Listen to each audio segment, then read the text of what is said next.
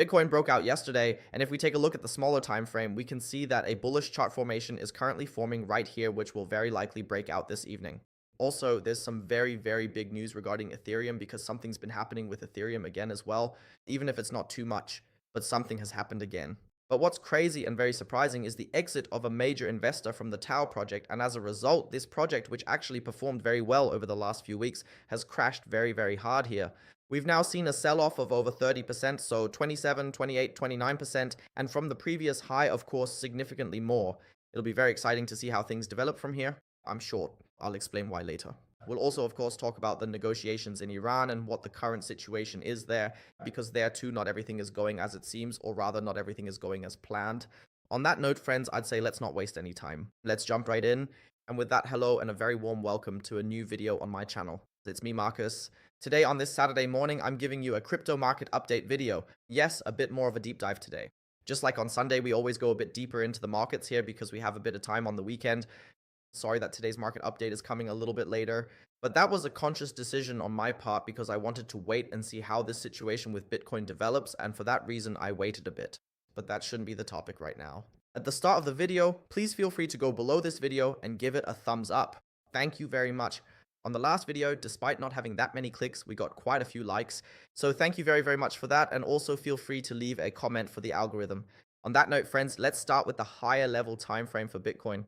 We've actually worked through that relatively quickly because in the higher level time frame for Bitcoin, we clearly see we're coming out of this downward movement. We have this upward consolidation here, the rising wedge, which ultimately has a bearish price target of $60,000. And if we test $60,000, we'll very likely break it as well. Yes, so basically, this would be the bearish scenario here.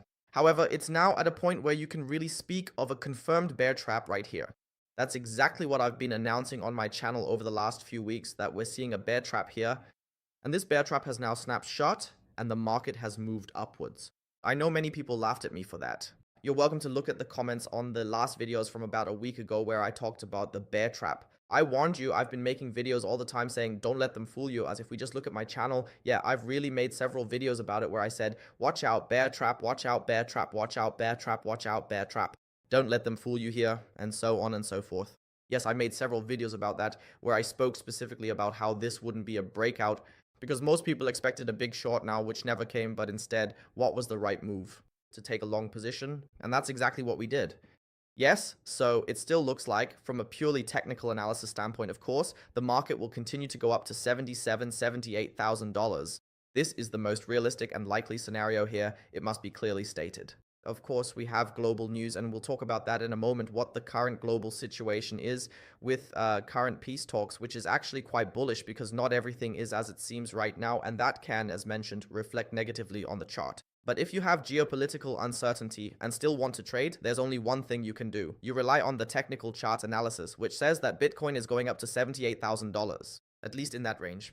Yes, 77, 78, 79, somewhere in that range is where we'll go, and up there it will be decided how it continues depending on the direction and the way we consolidate up there. Now, let's take a look at our positions. We opened several trades in the live stream the day before yesterday alone, but we also made some trades and opened more in yesterday's live stream, all of which are performing very well. That means we have a Bitcoin long position here that is nicely in profit. We've already taken $700 and we're up another, nearly $400. We've also taken some profits here, and we continue to be very strongly in profit. With XRP, we're doing great, and we've taken profits there too. With Ethereum, we're in profit, but we've already taken some profits there as well. This means all trades are going very well because we simply positioned ourselves very, very smartly long. And those were all trades, by the way. All the trades you see here are always trades from the live stream. You can simply sign up on LEVEX using the first link in the video description, and then you'll see my trades. Just type Max Steinauer into the search bar up here, click on it, and that will take you to my creator profile. If you click here, you can see my trades and trade signals live at any time. So check out that first link in the video description. But we didn't just do long trades, we also did short trades as we started a large gold short. Since I see gold as rather bearish, but we have to be a bit careful with gold. We don't have too much time to execute this trade with gold because funding fees are hitting hard. With gold, it's also possible that the funding fees will swap soon or move in a direction where we receive funding fees. We'll have to wait and see. Yes, we still have a little time, but I have a very large position in gold here because I believe gold will definitely drop again toward $4,000 per ounce. And so I'm short on gold. That trade is also running profitably. So we basically only have profits. The only thing that's still at break even is Tau. Yes, and we'll take a look at Tau in just a moment. We're not done with Bitcoin yet. Of course, I want to show you the current breakout for Bitcoin, but since we always have a bit more time on the weekend, I wanted to dive a bit deeper and show you some other topics that are really relevant right now. That means Tau, yeah, if we look in a bit, this might be green too. Then all trades would actually be in the green. But this is a trade that's still at break even. Yes, and Tau has crashed very, very hard, and I only entered a short position relatively far down here. That means I basically, in quotes, caught a falling knife here, and I'm fully aware of that. But I caught the falling knife because I see a similar scenario here with Tau as I did back then with Terra Luna. Terra Luna also had an initial sell-off and then continued to crash further and further. The problem we have here is that they crashed by 27% and $900 million of market capitalization just vanished in 12 hours. And that is usually a scenario from which an altcoin does not recover. Yeah, you have to be very clear about that. And in the end, it was about a partner of Bit&Saw leaving the whole project and selling his tokens accordingly, which is what caused this crash. The problem isn't that a partner is gone now or that something was sold. The problem is that altcoins cannot survive that. Altcoins thrive on hype, and Tau has lived very well off that over the last few weeks and months when a project like this gains momentum. Just imagine, February 11th, we're at $145 and the project is rising, and even doubles or triples. Yeah, from the bottom point here to the top, we made 161%, and that in, well, 1.5 months. And that's what an altcoin project lives on, of course. You have to understand that. It's not like Bitcoin where it can go down and so on, or where a big investor sells and it doesn't affect the market. With an altcoin, what we have here is usually the death blow. Negative news combined with a crash, combined with a heavy sell-off, combined with a lot of FUD being spread around, and then it's usually over. And since I only found out about it here, I'm saying for myself, I'm going short here. My stop loss is somewhere around here. You can, of course, follow the stop loss and take profit live everywhere here. And with that, I'm basically saying that the project is now, in my opinion, unfortunately, as good as it was, doomed to fail. It's ranked 31st among all crypto projects. But you really have to say clearly, the volume, yeah, is dropping here too. Okay, it's also the weekend now, you shouldn't forget that either. But I'm being honest, no altcoin can survive on that, right? That's just very, very deadly, and you know that yourselves. Strong corrections in altcoins are just very, very, very deadly. Therefore, I see a further sell-off here towards $200, towards $206 approximately. That's also roughly where my take profit should be. Exactly at $206 is where my take profit is in that sense. That means, although I'm also long in the crypto market with altcoins, Ethereum, XRP, and I'm currently holding these positions, and I'm also long on Bitcoin, of course, I'm short on Tau. And although all the other trades have developed very well, Tau hasn't really gone against me. This also shows that although the market picked up, Tau didn't, and an altcoin should actually pick up much, much more, even though Tau has already crashed accordingly. And that should actually show that with a very high probability, the Tau project is likely over and will probably fall. And just imagine now, the thing falls another 30%, then we've fallen 60%, and unfortunately, no altcoin can handle that, and after that, a project is dead, and like the chain back then, it will usually never recover. And that is, of course, very annoying, and that's why I'm just short now to basically ride the dead horse down, yeah. Then with Bitcoin, it's like this. Yesterday, we discussed in the market again that we are on the verge of a breakout, and that breakout has indeed happened. We've broken out further to the upside here, and yeah, with very, very high volume, we've actually broken through this resistance area to the upside and are currently testing it as support. That's a very, very good sign for now. Now, to recognize the current formation, we need to go into the 30-minute time frame because I believe that a new move here for Bitcoin is already imminent in the next few hours. Should we get enough volume over the weekend, and this is just another falling wedge here, so a similar formation to what we've been having here all along. And that's why I also assume here that we'll continue to break out to the upside. The price target, the first one, would actually be $73,500 here. Purely in theory, you could also say that with a falling wedge coming out of a strong uptrend, the price target is accordingly that we just continue to develop upwards here, and that would then be a price target of $74,600. And then, of course, you still have to reconfirm the price target in the larger time frame. And if we say that would be the price target here, let's compare it with the high. And that should actually fit in roughly here so that you say, hey, wait a minute, that's roughly the top here. That means personally, I can imagine that now in the next few days and maybe even this week, you have to understand on weekends, we always have less volume. So a lot can always happen that we're going up now. And it would also make sense because now it's the weekend, CME is closed, the market might go up, reaching its bullish price target. Up here, I would then probably exit some trades, close some trades completely and say, okay, that's it for me for now. I'm getting out here for now, realizing some profits I've made, and then waiting accordingly until the then likely created CME gap, which is created if we rise now or see a strong move upwards. A CME gap is created below us, and then we'll go down first to fill this CME gap, finally have a correction again, can then get back in at the bottom and ride the horse a bit further up. But as I said, there's not much room to the upside. Yeah, Ethereum, very similar scenario. We don't need to talk about it explicitly. Now, what happens with Bitcoin happens with Ethereum. Because if we take a look at the CME gaps here, we still have two very relevant CME gaps below us for Bitcoin. We have to be careful then, of course, that these get filled. For the people who have been following me for a while, they also know that I'm more of the opinion that we'll now test the $78,000 level up here. And this is where I put out my big prediction that I'd sell all my cryptos right here. And that consideration, of course, still stands. But of course, I'll only sell the cryptos where I'm actually in profit. I'm logically not going to sell at a loss, but I'm simply assuming another very, very hard correction to the downside from up here. That means I assume the market will drop very, very sharply. The market will likely fall very, very sharply and go very, very far down. And in that sense, that would, of course, be a scenario that would naturally be very, very, very, very frightening, because in this case, we could definitely get close to $40,000 or, well, to $40,000. I don't mean exactly 40,000, but $49,000, $48,000 if we then actually break the $60,000 mark. That means I'm assuming we'll hit $78,000. Up here, I'll be opening very large short positions and selling off parts of my portfolio. And then here at $60,000 or lower price targets, using dollar cost averaging over a relatively short period, I'll then accordingly get back in. That would be my main or my primary scenario here. To be quite clear, that would be my main scenario here. That means I personally am not, even if it's coming across that way right now, just long.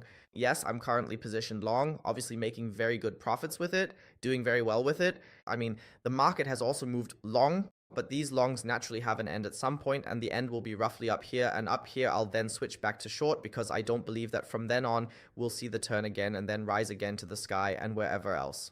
Yes, I think that's rather unlikely, and I simply believe that we have a clear scenario ahead of us here with Bitcoin. For that, I'll go into the 12-hour time frame. I think you can see the scenario a bit better there. Yes, so we can take a look at it. We have one of the largest CME gaps up here, which we opened back in February, that have ever been created. This CME gap has a range from $84,600 down to $77,777, and that's one of the largest CME gaps, I think either the largest or the second largest CME gap in Bitcoin that has ever been created. And this CME gap naturally has a huge significance for the market.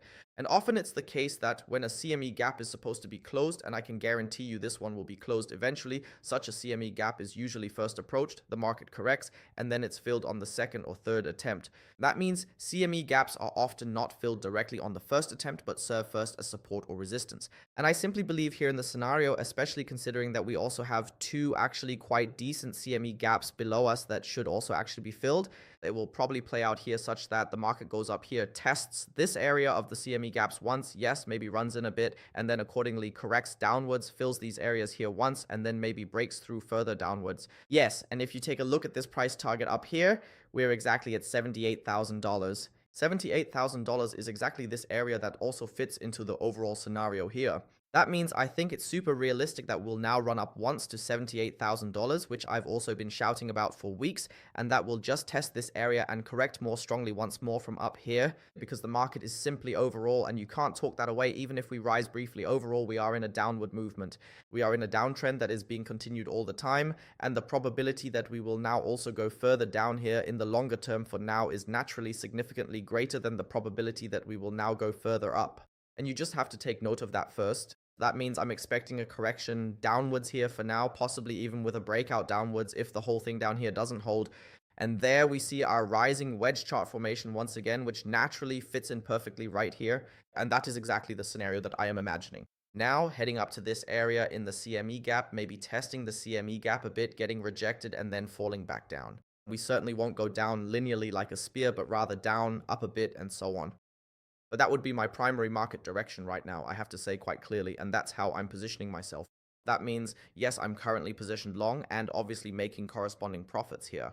But I also have to say quite clearly, I'll hold this position for a while longer, but I'll also be smart enough to find a proper exit that's technically analyzed. Of course, it must be said that we currently have a situation where peace talks are happening. That's naturally another thing that could add fuel to the fire. How do they always say it? Fuel to the fire, or somehow throw gasoline on the fire. It can do that. Yes, that's naturally a very dynamic situation that's developing very dynamically. That means we also have to be very flexible in the markets, not too stuck on one situation. Right now, and for the last few weeks, that's been my scenario. But peace talks are taking place right now. If peace comes, of course, or never collapse, boom, the market will likely shoot past $78,000. It will certainly be good in the long term as well. As of now, to be honest, you just have to say clearly that it doesn't look like this is going to work out. We'll see. It would all be interpretation.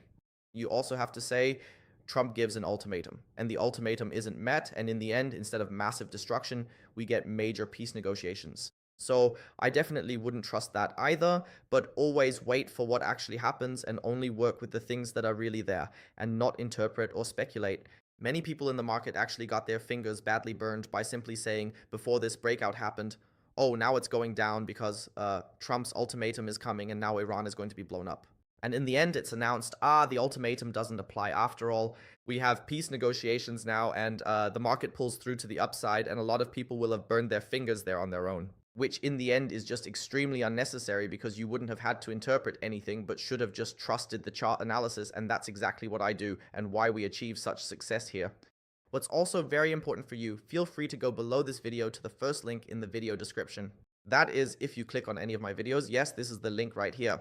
It says levexe.com/Max Steinauer. Just go to that link. If you go to this link, you'll get to the registration page for LEVEXE, and if you sign up there via my link, which is completely free and also without KYC and so on, then you can register on LEVEXE accordingly. Just enter your email and password, confirm your email, and then you can follow all my trades live here accordingly. Meanwhile, Tau is also in profit. You always like to see that, right?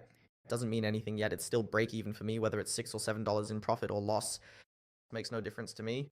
Yes, but there you see with me, whether we trade short, whether we trade long, or do everything at the same time, I'm usually always in profit here. The whole thing looks very good, and if you don't want to miss these trades, meaning you want to get free trade signals from me, then feel free to sign up there via the first link in the video description. With that being said, I would say feel free to give this a thumbs up. Feel free to leave a comment for the algorithm, especially if you enjoy these longer videos as well. On that note, I will see you next time, and bye.